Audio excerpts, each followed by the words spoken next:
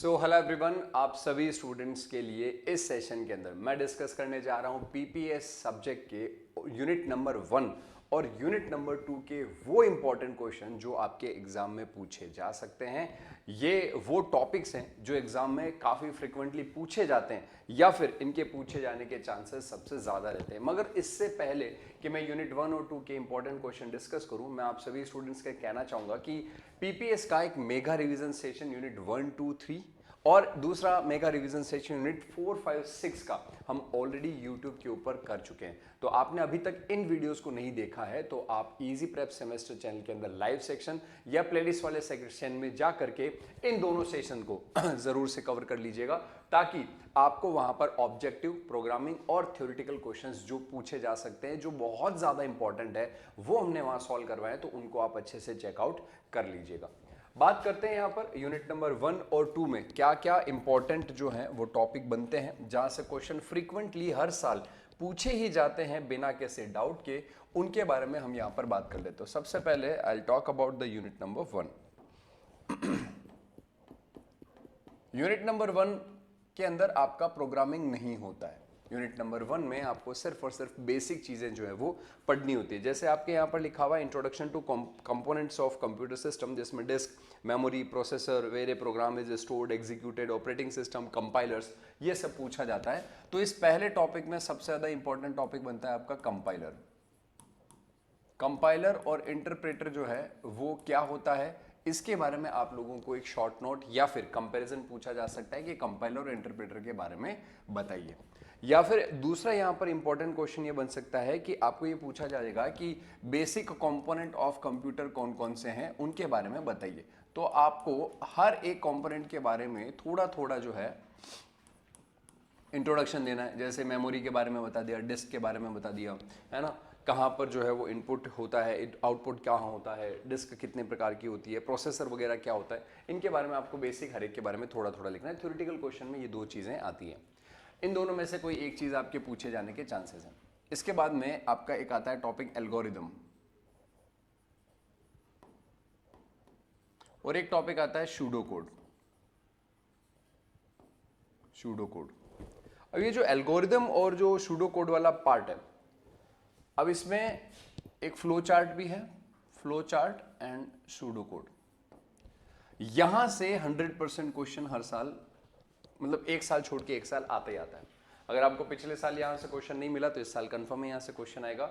आपको कहा जाएगा एल्गोरिदम क्या होता है बताइए, एल्गोरिदम के स्टेप्स बताइए, फ्लो चार्ट क्या होता है, और फ्लो चार्ट के अंदर आप जो भी साइंस यूज करते हैं, जैसे एरो का निशान हुआ या फिर ये ओवल शेप हुई या फिर डायमंड शेप हुई, इनमें से किस शेप का इस्तेमाल किस चीज के लिए किया जाता है वो आपसे पूछा जाता है। तो फ्लो चार्ट और सूडो कोड ये इंपॉर्टेंट है। यहां से थ्योरी का क्वेश्चन भी बनता है, प्लस प्रोग्रामिंग का भी क्वेश्चन बन सकता है। कह सकता है कि भैया 2 नंबर को ऐड करने के प्रोग्राम का एल्गोरिदम और फ्लो चार्ट बनाओ। तो प्रोग्रामिंग के अंदर अपन प्रोग्राम लिखते हैं, मगर एल्गोरिदम और फ्लो चार्ट में उन प्रोग्राम को लिखने के स्टेप्स फॉलो नहीं करते। हम सिर्फ जनरल बात करते हैं कि 2 वेरिएबल हमें इनपुट में लेने हैं, take 2 variable as input, second point add those 2 variable and print output at the screen. ऐसे करके अपन ने एल्गोरिदम लिख दिया, फिर उसी के स्टेप्स को आपने सिस्टमैटिकली रिप्रेजेंट कर दिया फ्लो चार्ट की सहायता से। तो यहां से आपको थ्योरी का क्वेश्चन प्लस एक छोटा कोई भी प्रोग्राम जो है उसका एल्गोरिदम या फिर फ्लो चार्ट आपसे लिखवाया जा सकता है। तो दूसरा यहां पर पार्ट ये बन गया। क्लियर? फिर इसके बाद में तीसरा जो सेक्शन इसका आता है यूनिट का, वो आता है एरर। एरर में आपके एरर और उसके टाइप्स के बारे में क्वेश्चन पूछा जाएगा। एरर कितने प्रकार की होती है और एरर के टाइप्स क्या होते हैं, ये आपसे सवाल पूछा जाएगा। ये 3 पोर्शन यहां पर यूनिट 1 में आपके हैं। ये तीनों पोर्शन आपके किस में है, यूनिट 1 में है। इनमें से किसी भी पर्टिकुलर पोर्शन, किन्हीं भी 2 पोर्शन से आपको एग्जाम में क्वेश्चन देखने को मिलेगा। किन्हीं भी 2 पोर्शन से कंफर्म है क्वेश्चन आपको देखने को मिलेगा। या तो कंपाइलर इंटरप्रेटर का क्वेश्चन आ गया या फिर कंप्यूटर के स्ट्रक्चर का क्वेश्चन आ गया। इन दोनों में से कोई एक, algorithm, flow chart, pseudo code में से एक सवाल, और एरर वाला एक सवाल। नेक्स्ट अगर अपन बात करें कि इसमें देखो, जैसे सिंटैक्स एरर है, लॉजिकल एरर है, मैंने टाइप लिख दिया, टाइप के अंदर सारी चीजें कवर हो जाती। तो इन 3, मतलब यूनिट 1 में 3 सेक्शन है, तो बस समझ लीजिए कि 3 क्वेश्चन हो गए ये। अब 3 में से मैंने आपको ऑप्शन दे दिए, इन दोनों में से कोई एक, यहां पर ये एक अकेला और यहां पर इन दोनों में से कोई एक क्वेश्चन बनेगा। बात करते हैं यूनिट 2 की। यूनिट 2 के अंदर आपके 3 चीजें आती हैं। एक आती है ऑपरेटर, दूसरा आता है कंडीशनल ब्रांचिंग, कंडीशनल ब्रांचिंग, और तीसरा आता है लूप्स। ठीक है सर।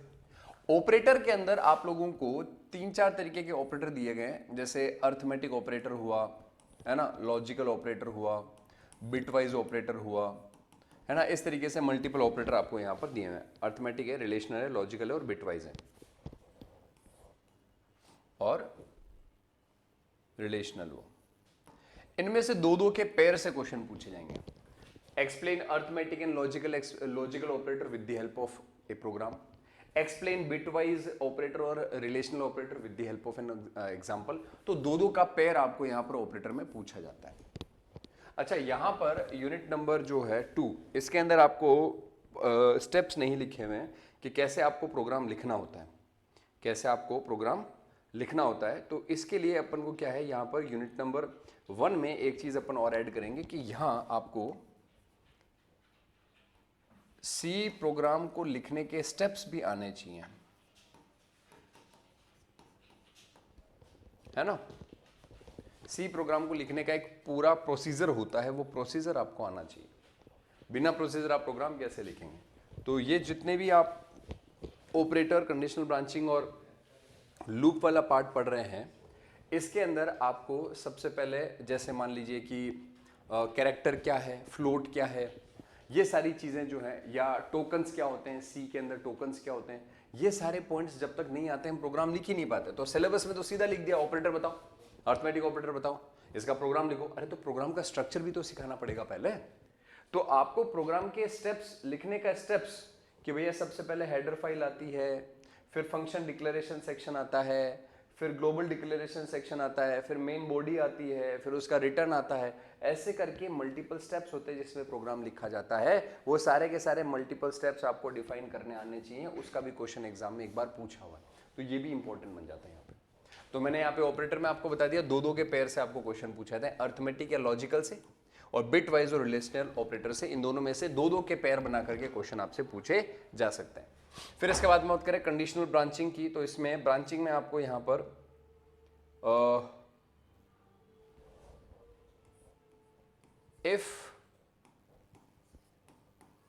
इफ एल्स इफ, और लूप में डू वाइल, है ना, या फोर लूप, इस तरीके से लूपिंग कंडीशंस पूछी जाती है। इनमें एक प्रोग्राम का क्वेश्चन फिक्स है। ऑपरेटर के अंदर इन दोनों में से कोई एक का कॉम्बो पूछ लिया, कंडीशनल में इफ एल्स या एल्स इफ में से किसी एक का प्रोग्राम, और इधर डू वाइल या फिर फोर लूप में से किसी एक का प्रोग्राम। ये क्वेश्चन यहां से कंफर्म बनते हैं।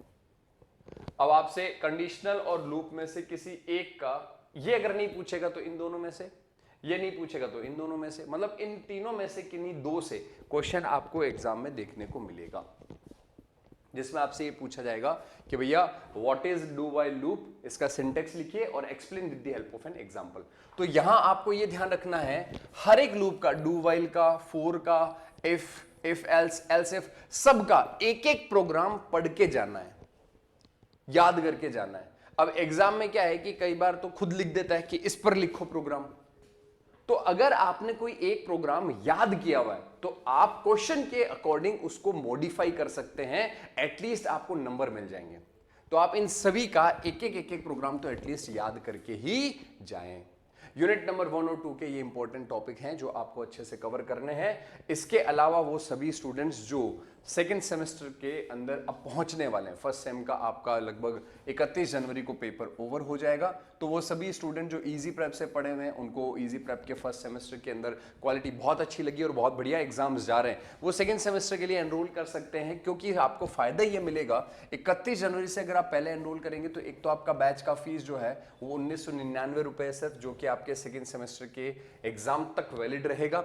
इसके अंदर जनरल फीचर्स तो है, live class, recorded class, PDF, notes वगैरह सब कुछ, मगर ये तीन चीजें, exam booster batch, VVI question और सॉल्यूशन और एमसीक्यू प्रैक्टिस टेस्ट सीरीज, ये तीनों जो है वो आपको एक्स्ट्रा में मिल जाते हैं, फ्री में मिल जाते हैं। 31 जनवरी के बाद ये चार्जेबल रहेंगे अलग से, इस वजह से आपको ये चीजें अगर ग्रैब करनी है जिसमें रिवीजन भी हो जाए, वीवीआई क्वेश्चन भी मिल जाए और एमसीक्यू क्वेश्चन जो है उनकी प्रैक्टिस का टेस्ट सीरीज भी मिल जाए, ये सब कुछ आपको 31 जनवरी तक फ्री में मिलने वाला है इस बैच के साथ। अगर आप सेकंड और थर्ड सेम दोनों लेना चाह रहे हैं तो आपको 500 रुपए का फायदा हो जाएगा, 3499, और सेकंड सेम से अंतिम सेमेस्टर 6 सेमेस्टर, क्योंकि 7th 8th में बच्चा मोस्टली खुद से ही पढ़ता है, तो सेकंड से 6 सेमेस्टर तक का कंप्लीट बैच जो है वो 6499 रुपए में आपको मिल जाएगा। यानी कि आप अगर अलग अलग सेमेस्टर का लेते हो सेकंड से 6 तक का, तो second third fourth fifth 6 5 semester का अलग से 2-2000 रुपए देते हो तो 10,000 होता है। यहाँ पर आपको 6500 रुपए यानी 3500 रुपए का फायदा होगा और आपको ये सारा एक साथ ही मिल जाता है।